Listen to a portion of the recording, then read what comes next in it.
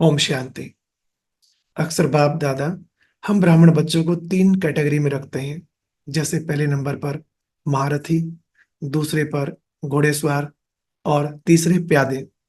लेकिन एक अव्यक्त मुरली में बाप दादा ने कुछ और नाम दिए। वो तीन नाम सुनने से पहले एक छोटी सी कहानी हम सुनेंगे और उसके माध्यम से हम समझ सकते हैं कि हम किस श्रेणी में आते हैं। एक बार एक बहुत बड़ा महाराजा, जिसके पास धन संपत्ति कोई कमी नहीं थी, सारे भंडारे भरपूर थे, लेकिन एक कमी जरूर थी, उसके पास कोई संतान नहीं थी। लेकिन फिर भी राजा बहुत खुश था, क्योंकि प्रजा से उसका बहुत स्नेह था। अपनी संतान की तरह प्रजा को भी बहुत प्यार करता था। एक बार उसने सोचा कि क्यों ना शरीर छोड़ने से पहले जो भी भंडारे हैं, जो भी खजाने हैं, उनमें से कुछ प्रजा को बांट दूं, कुछ उपहार दूं। ये विचार रखकर राजा ने अनाउंस किया कि 2 दिन बाद एक दरबार लगेगा, उसमें जो भी आएगा उसे कुछ ना कुछ राजा की तरफ से उपहार अवश्य मिलेगा।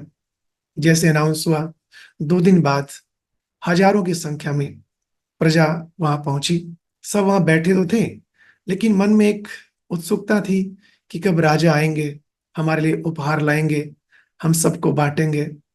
इस बीच मंच पर देख रहे थे कि कैसे जो दरबारी लोग हैं, जो राजा के सेवाधारी हैं, वो कैसे एक एक चीज मंच पर ला रहे थे जो प्रजा में बांटनी थी। और कुछ ही देर बाद वहां राजा भी पहुंचा। राजा प्रजा को देखकर बहुत खुश था। उसने कहा कि चलो, एक एक करके सब आओ, आज आपको मनपसंद उपहार देंगे। लेकिन जैसे ही राजा ने कहा एक एक करके सब आओ, तो बहुत बड़ी भीड़ उमड़ पड़ी और मंच के पास जा पहुंचे। राजा को लगा ये तो बहुत हलचल हो गई, इसलिए उसने कुछ मंत्रियों को कहा कि इस भीड़ को आप बांटो। राजा देख रहा था कि प्रजा में कुछ ऐसे लोग भी हैं जो सभ्य होकर लाइन लगाकर खड़े थे, और उनके हाथ में कुछ सामान भी था, जैसे वो भी सौगात लेकर आए हैं। लेकिन जो बहुत बड़ी भीड़ थी, वो खाली हाथ थे और हाथ फैला रहे थे कि हमें कुछ दो, हमें कुछ दो। राजा ने कहा जो लाइन लगाकर खड़े हैं वो एक एक करके मेरे पास आते जाएं, और बाकी जिनको जल्दी है वो उधर मंत्री के पास जाएं। जो लंबी लाइन लगी हुई थी, उनमें से एक एक करके राजा के पास जा रहा था, और उनके पास जो भेंट थी वो राजा को दे रहा था और राजा से ले रहा था। ऐसे करते करते लाइन में बहुत कम व्यक्ति खड़े रह गए। लेकिन राजा देख रहा था कि कुछ ऐसे अभी भी थे जो सीट पर बैठे हुए थे, कुर्सियों पर बैठे हुए थे इत्मीनान से। तो राजा ने कहा कि इनको भी बुलाओ जो बैठे हुए हैं, क्योंकि जिनकी लाइन लगी हुई थी वो तो पूरे हो गए। तो राजा ने उनको बुलाया, उनसे पूछा, आप इतना आराम से बैठे हैं, निश्चिंत होकर बैठे हैं, कि आपको सौगात नहीं चाहिए? अगर सारी बट गई तो उन्होंने कहा, नहीं राजन, हमें मालूम है कि आप पूरी प्रजा का कितना ख्याल रखते हैं, और आपके पास, आपके भंडारे में कोई कमी नहीं है। हमें विश्वास है कि आज हमारे लिए भी आप कुछ ना कुछ लेकर आए हैं। हमने सोचा कि जिनको जल्दी है पहले वो लेकर जाएं, हमें तो मिलना है ही, इसलिए आराम से बैठे हुए थे। राजा बड़ा खुश हुआ। बाकी सबको तो जो उपहार देना था वो दिया, लेकिन इन आत्माओं को कुछ विशेष गिफ्ट दिया। अभी जो आपने कहानी सुनी, इसको सुनकर आपको लगा होगा कि हम कौन सी श्रेणी में आते हैं। एक बार अव्यक्त बाप दादा ने कहा था कि मेरे पास 3 प्रकार के बच्चे हैं: अधिकारी बच्चे, व्यापारी बच्चे और भिखारी बच्चे भी हैं। भिखारी की श्रेणी में वो आते हैं जिनके पास देने के लिए, करने के लिए कुछ नहीं है। उनका पुरुषार्थ बहुत थोड़ा सा होता है।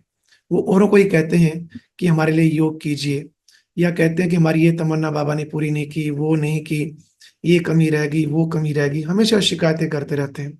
उनको सिर्फ चाहिए। अक्सर दीदियों को कहते हैं कि ये तमन्ना कैसे पूरी हो सकती है, तो दीदियां कहेंगी आप पुरुषार्थ करो। तो पता क्या कहेंगे कि चाहते तो हैं परंतु हो नहीं पाता। दीदी कहेगी अमृत वेला करो, कहते पता नहीं क्यों आंखें नहीं खुलती, मुरली में रोज आया करो, टाइम ही नहीं मिलता। यानी करने के लिए कुछ नहीं, पर चाहिए सबसे पहले और सबसे ज्यादा। फिर दूसरे नंबर पर आते हैं व्यापारी। व्यापारी वो जो एक हाथ देते और एक हाथ लेते।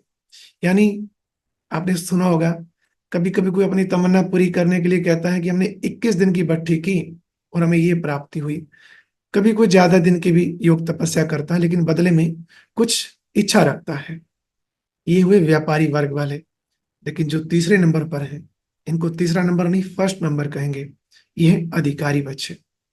इनको पूरा निश्चय है कि हम जो पुरुषार्थ कर रहे हैं उसका फल हमें अवश्य मिलेगा, और कई लाख गुना, पदम गुना मिलेगा। इनका पुरुषार्थ बहुत होता है और इच्छा कुछ नहीं। ऐसा होता है जैसे सब कुछ पा लिया। कहावत भी है ना, पाना था सो पा लिया। तो ये इन आत्माओं का गायन है। इनकी स्थिति इच्छा मात्रम अविद्या वाली होती है। इनको मालूम है कि भविष्य में हमारा बहुत अच्छा पद होने वाला है। आप देखिए, भक्ति में भी जिनको निश्चय हुआ उनकी विजय हुई। भक्ति मार्ग में एक महात्मा की कहानी मैंने सुनी थी। सत्य घटना है। कुछ दिन पहले ही कोई महात्मा बता रहे थे कि एक बार सुबह सुबह, अंधेरे का समय था, वो रास्ते में आ रहे थे, कुटिया की ओर पहुंच रहे थे, और बीच रास्ते उनको कोई कोई ऐसा व्यक्ति मिला जो शायद उसका भाव ठीक नहीं था, जैसे कोई कुछ लूटपाट करने वाले होते हैं। तो उसने महात्मा का रास्ता रोका और कहा कि आपके पास जो है वो हमें दे दो। महात्मा जी ने कहा कि रास्ता छोड़ो, हमारे पास कुछ नहीं है। तो उस व्यक्ति ने तुरंत चाकू निकाला। कहते, आपने इसको नहीं देखा? जानते हो ये क्या है? महात्मा जी ने कहा, नहीं। उसने फिर पिस्तौल निकाली। कहते, इसको जानते हो ये क्या है? महात्मा जी ने कहा, जिस मार्ग पर मैं चला हूं, जिनको मैं याद करता हूं, तुम उसको नहीं जानते। उनमें कितनी शक्ति है, देखना चाहते हो? तो महात्मा ने तुरंत कमंडल निकाला, उसमें से थोड़ा सा जल से किया। कहता, दिखाऊं शक्ति उसकी कितनी है? तो ये सुनकर एकदम वो जो व्यक्ति था एकदम भाग गया वहां से। आप सोचिए, जो भक्ति मार्ग में जो तपस्या कर रहे हैं, जिनको सत्य ज्ञान भी नहीं हुआ, उनको भी भगवान में इतना निश्चय है कि वो मदद के लिए आएंगे ही आएंगे। और देखो, निश्चय में विजय समाई हुई है ही। ऐसे ही हमें भी सिर्फ पुरुषार्थ करते जाना है। कभी ये नहीं सोचना ये मिले वो मिले। याद रखें, वो हमारा पिता है, बेहद का पिता।